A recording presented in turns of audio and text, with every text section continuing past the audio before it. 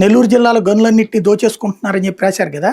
గనులు అవును. ఏమన్నా రిలీజ్ చేసేసారా ఇప్పుడు? ఉమ్, ఉమ్, అది మరి ఇంకేం మార్పు ఉంది అక్కడ ఎలక్ట్ చేయడానికి?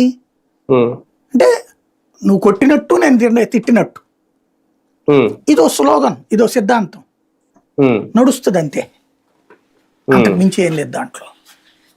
అంటే రియల్ ఎస్టేట్ వ్యాపారం దగ్గర నుంచి మొత్తం అన్నింట్లోనూ షాడో ఎమ్మెల్యేలు కూడా ఉన్నారు అనేది, అంటే వైసీపీ నుంచి వచ్చిన వాళ్ళనే ఎక్కువగా టార్గెట్ చేస్తున్నారా? ఇప్పటికే చేరికల విషయంలో మొన్న ఏదో ఒక రూల్ పెట్టారు, మాకు చెప్పకుండా మీరు ఎవరిని ఏం లేదండి, చేర్పించుకోవద్దు. అక్కడ లోకల్ గా కళ్ళెదురుగుండా కనబడుతుంది, అధికార పక్షం చేస్తుంది. దాన్ని కవర్ చేయడానికి ఏంటంటే, అంటే వైసీపీ కార్యకర్తలు ఆగ్రహం రాకూడదు కదా, ఏంది వీళ్ళు మనకు వ్యతిరేకంగా మారుతున్నారు, రేపు పొద్దున వీళ్ళు కట్టర్ కార్యకర్తలు వీళ్ళ సంగతి ఏంటో తేల్చండి అని చెప్పి వీళ్ళని సంగతి తోడు తేల్చమంటారు రేపు పొద్దున ప్రభుత్వాన్ని. ఆ ప్రాబ్లం రానియకుండా తెలివిగా కొంత డైవర్షన్ అనమాట.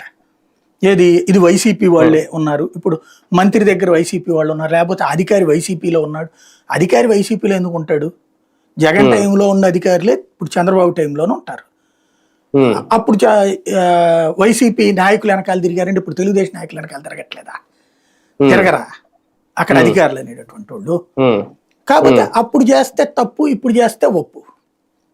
ఇవన్నీ ఇక అదే, ఇప్పుడు జర్నలిజాన్ని కన్స్ట్రక్టివ్గా ఆలోచిస్తే, ఇదివరకటి రోజుల్లో ఒక వార్త రాయాలంటే వాడు నిజంగా కొలైడా, కరప్టెడా, ఇవన్నీ చెక్ చేసుకుని 4-5 సార్లు చెక్ చేసుకుని, ఎందుకంటే మనం ఒక వ్యక్తి మీద ఒక వార్త రాసామంటే, ఒక మాట అన్నాము అంటే అతనికి లైఫ్ని మనం దెబ్బ కొడుతున్నాం, అతను నిజంగా అర్హుడా కాదా, అట్లాంటి తప్పు